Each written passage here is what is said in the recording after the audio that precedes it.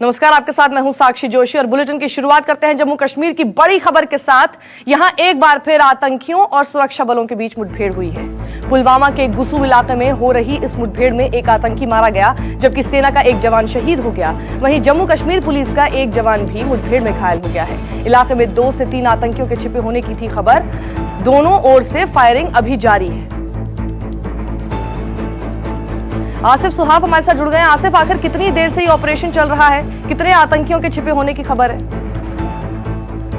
देखिए, रात के दौरान ही यहाँ पर जम्मू कश्मीर पुलिस को सूचना मिली थी कि इस इलाके में कुछ मिलिटेंट छुपे हुए हैं, जिसके आधार पर जम्मू कश्मीर पुलिस ने सेना और पुलिस के साथ यहाँ पर ये ऑपरेशन शुरू किया था। और शुरुआती मुठभेड़ करीब 5 बजे यहाँ पर शुरू हो गई, जिस दौरान यहाँ छुपे मिलिटेंटों ने फोर्सेस के ऊपर अंधाधुंध गोलियां चलाई। हालांकि जवाबी कार्रवाई के दौरान यहाँ फोर्सेस ने भी एक मिलिटेंट को मार गिराया, लेकिन शुरुआती फायरिंग में यहाँ सेना का एक जवान और जम्मू कश्मीर पुलिस का एक जवान गंभीर रूप से घायल हो गया। उन्हें तुरंत इवैक्यूएट कर हॉस्पिटल ले जाया गया, लेकिन बताया जा रहा है कि सेना के एक जवान की यहाँ इस के दौरान जान चली गई है। हालांकि अभी भी यहाँ ऑपरेशन जारी है। बताया जा रहा है कि 2 मिलिटेंट और छुपे हो सकते हैं और उन्हें चारों तरफ से घेर लिया गया है और मुठभेड़ लगातार अभी भी यहाँ पर जारी है।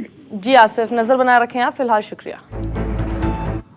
यूपी के भदोही से भी एनकाउंटर की बड़ी खबर है। यहां मुठभेड़ के दौरान पुलिस ने 50,000 के एक इनामी बदमाश को मार गिराया। इस मुठभेड़ में पैर में बदमाशों की गोली लगने से क्राइम ब्रांच के प्रभारी भी घायल हो गए, जबकि बुलेट प्रूफ जैकेट में गोली लगने से एक सिपाही की जान गई। मारे गए बदमाश की पहचान दीपक गुप्ता के तौर पर हुई है, जिस पर जिले में 14 मुकदमे दर्ज हैं। जो सुरियावा से और हमारे जो एक सिपाही ने पहचाना है, उस सिपाही को भी उसने गोली मारी थी, जिसमें उसके बुलेट प्रूफ जैकेट में लगी है। इस एक्सचेंज ऑफ फायर में जो हमारे स्वाट प्रभारी अजय हैं, उनको भी गोली पैर में लगी हुई है, उनको भी रेफर किया गया है। और पता चला है कि ये जो बदमाश है, ये सुरियावा का रहने वाला है। इसका दीपक नाम है और ये जेल से फरार है। करीब 1.5 दर्जन मुकदमे इस पर हैं और इस पर 50,000 का इनाम।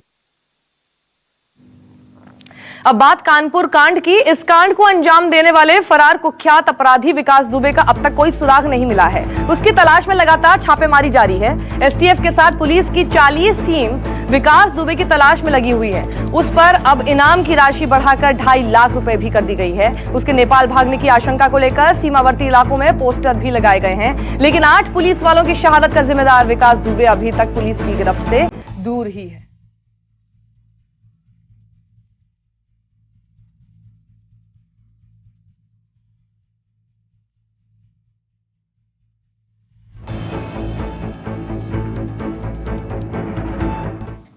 कानपुर कांड में शहीद सीओ देवेंद्र मिश्रा की चिट्ठी को लेकर बड़ा खुलासा हुआ है। खबर के मुताबिक विकास दुबे और पुलिस कनेक्शन की देवेंद्र मिश्रा की वो चिट्ठी एसएसपी ऑफिस को मिली ही नहीं है। देवेंद्र मिश्रा ने कानपुर के एसएसपी रहे अनंत देव को ये पत्र भेजा था, जो मीडिया में वायरल हुआ। मौजूदा एसएसपी दिनेश कुमार प्रभु ने इस मामले को लेकर कहा है कि इस पत्र की पूरी फाइल फिलहाल नहीं मिल रही है और ना ही एसएचओ विनय तिवारी के खिलाफ संस्तुति संबंधी कुछ मिला है। हालांकि एसएसपी ने फिर भी जांच कराने की बात कही है।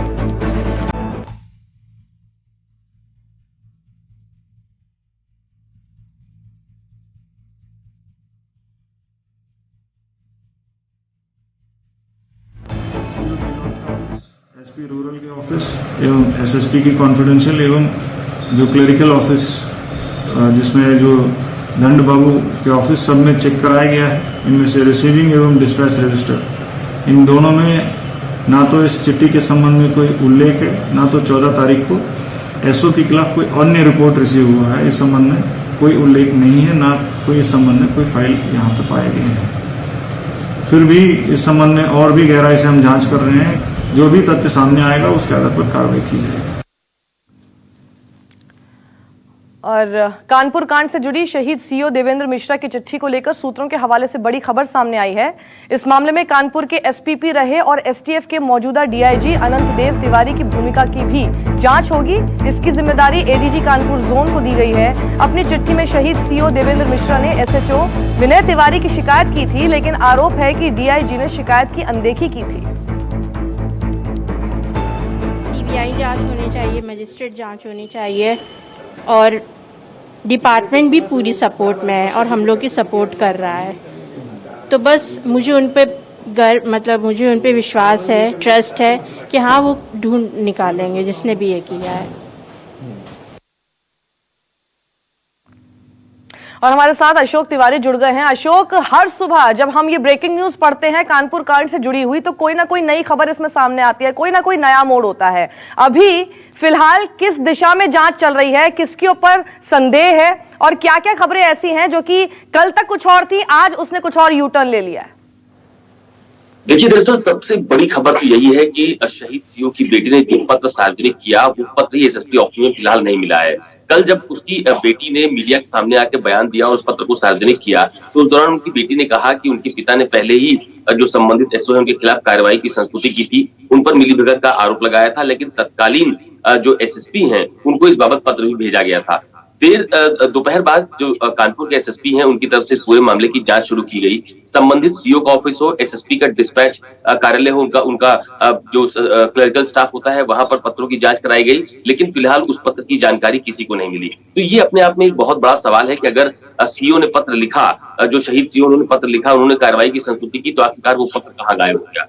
दूसरी अहम बात ये भी है कि इसमें जो लगातार पुलिस कर्मियों को के रडार पर आने का मामला है, आप देखिए कि थाने से इस बात की जानकारी विकास को दी गई कि उनके घर पे पुलिस की दबिश पड़ने वाली है। तो तमाम सारे ऐसे पुलिसकर्मी हैं जिनके खिलाफ अभी कार्रवाई के लिए कार्रवाई की जा सकती है, तो तमाम सारे लोगों से पूछताछ भी की गई है।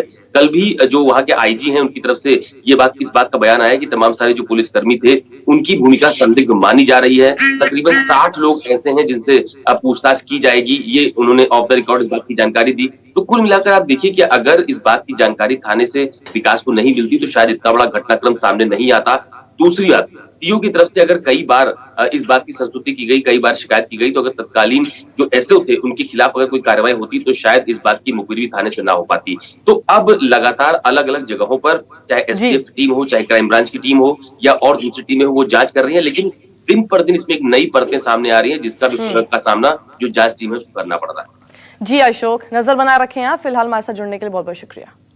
और इस वक्त एक और बड़ी खबर जो 3 देशों से जुड़ी है। इंडोनेशिया, सिंगापुर से लेकर भारत के अरुणाचल प्रदेश में भूकंप के झटके महसूस किए गए हैं। इंडोनेशिया में जहां रिक्टर पैमाने पर भूकंप की तीव्रता 6.3 मापी गई, वहीं सिंगापुर में 6.1 मापी गई, जबकि अरुणाचल प्रदेश में 3.4 तीव्रता का भूकंप आया है।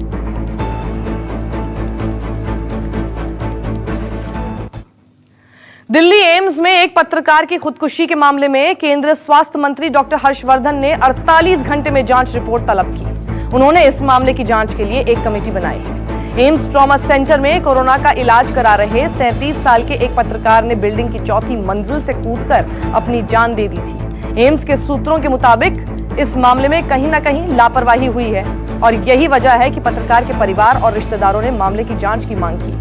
डॉक्टर हर्षवर्धन ने इस मामले को लेकर अपने ट्वीट में अफसोस भी जताया है। हमारे साथ हमारी संवाददाता पल्लवी झा जुड़ गई हैं। पल्लवी, आखिर ये पूरा मामला क्या है और क्या-क्या बातें ऐसी हैं जिसमें कि अस्पताल की लापरवाही साफ देखी जा सकती है?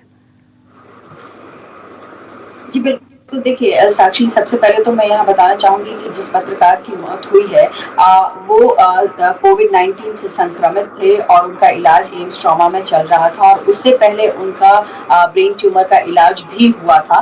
तो उसके बाद वहाँ पर इलाज चल रहा था, लेकिन जब वो इलाज के दौरान कई बार उन्होंने टेक्स्ट भी किया कि यहाँ इलाज प्रॉपर तरीके से नहीं मिल रहा है। एक बार ये भी उन्होंने मैसेज किया कि काफी दिक्कतें हो रही हैं, ऑक्सीजन जो है उनको प्रॉपर्ली नहीं मिल रहा है। तो कई तरह की खामियों को वो बार बार उजागर भी कर रहे थे, क्योंकि वो हेल्थ बीट पर भी काफी समय से काम कर रहे हैं। तो इसको लेकर भी वो लगातार अपने फ्रेंड्स से इस बात को चर्चा करते थे, मैसेज कर रहे थे। लेकिन इस बीच में जब उनको आईसीयू में रखा गया तो आईसीयू में ये माना जा रहा है कि आईसीयू की तबीयत ठीक हो रही थी, आईसीयू की इतनी जरूरत नहीं थी। लेकिन सवाल यहाँ उठ रहा है कि कोई भी पेशेंट अगर आईसीयू में होता है तो आईसीयू से निकलकर 4थे माले पर आना और फिर शीशे को तोड़कर वहां से कूद जाना, ये कैसे संभव है? क्योंकि आईसीयू में गार्ड्स तैनात होते हैं, स्टाफ्स होते हैं, वहां से किसी का निकल पाना इतना आसान नहीं होता है। फिर कोविड का मरीज जो कि पहले से ही बेहद कमजोर होता है, उसका चौथे माले तक दौड़ के जाना, उसके बाद शीशे को तोड़ना और फिर कूदना, क्या इतनी देर में कोई गार्ड, कोई स्टाफ नहीं दिखा, किसी ने रोकने की कोशिश नहीं? तो ये कई ऐसे पहलू हैं जिस पर काफी जो है संशय पैदा कर रहा है कि आखिर एम्स के प्रशासन उस वक्त कहाँ था, डॉक्टर्स कहाँ थे, किस तरीके की परेशानी उनको हो रही थी। तो ये तमाम सवाल है जिसको लेकर के इंक्वायरी कमेटी बैठाई गई है, जिसे 48 घंटे में रिपोर्ट करने की बात कही गई है। साक्षी जी पल्लवी, शुक्रिया।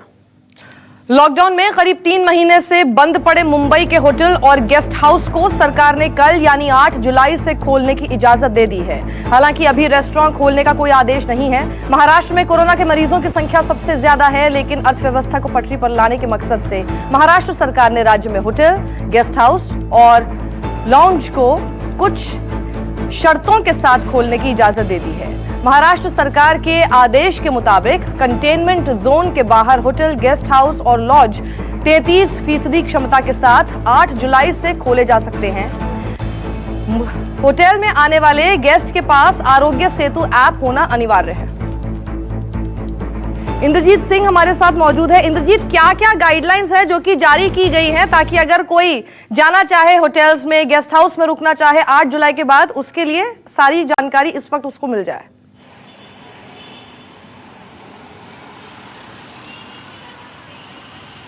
जी बिल्कुल, 2-3 खास बातें हैं। एक तो है कि होटल जो है ऑनलाइन ही बुक कराना होगा। दूसरा 33% बुकिंग ही कर सकते हैं। जितने भी होटल, लॉन्ज जो भी हैं वो 33% बुकिंग कर सकते हैं। होटल में कोई बड़ा फंक्शन नहीं कर सकते। इसके अलावा जितने भी गाइडलाइंस होगा कि गेस्ट किस तरह से एक से दूरी बनाकर जाएंगे, किस तरह से सैनिटाइज होकर जाएंगे। सबसे बड़ी बात है कि आरोग्य सेतु जरूरी है और आरोग्य सेतु में उनका जो हेल्थ कंडीशन है वो अच्छा होना जरूरी है। इसके बाद ही जो होटल हैं वो गेस्ट ले सकेंगे। होटलों की बहुत लंबे समय से मांग थी, मुख्यमंत्री से उन्होंने मीटिंग की, इसके बाद ये निर्णय लिया गया। होटलों ने कहा कि हम वैसे भी बहुत सारे प्रिकॉशन लेते हैं, रेस्टोरेंट में भीड़ होती है, लेकिन हमारे होटलों में एक एक करके ही गेस्ट कमरे में जाते हैं, तो हम थोड़ा प्रिकॉशन और बढ़ा देंगे। लेकिन 3-4 महीने से होटल बंद है, वर्करों को पेमेंट देना मुश्किल हो रहा है। ऐसे में होटल खोलने की इजाजत दी जाए। इसके बाद मुख्यमंत्री ने निर्णय लिया और कल से ये होटल खुलेंगे, मुंबई और उसके आसपास खुलेंगे। लेकिन खास बात यह है कि कंटेनमेंट जोन में नहीं खुलेंगे। मध्य प्रदेश में कैबिनेट विस्तार के बाद अब विभागों के बंटवारे पर माथापच्ची जारी है। 5 दिन तक दिल्ली से भोपाल तक हुए मंथन के बाद आज सौंपे जा सकते हैं मंत्रियों को विभाग। नरोत्तम मिश्रा, गोपाल भार्गव, भूपेंद्र सिंह, विजय शाह, अरविंद भदौरिया और मोहन यादव को दिए जा सकते हैं महत्वपूर्ण विभाग। नमस्कार, मैं हूं मानक गुप्ता। अगर आपको हमारा ये वीडियो पसंद आया हो तो इसे लाइक और शेयर जरूर करें और हाँ, हमें सब्सक्राइब और फॉलो करना ना भूलें ताकि आप देश और दुनिया की कोई खबर मिस ना करें। तो जुड़े रहिए हमारे साथ और देखते रहिए News 24।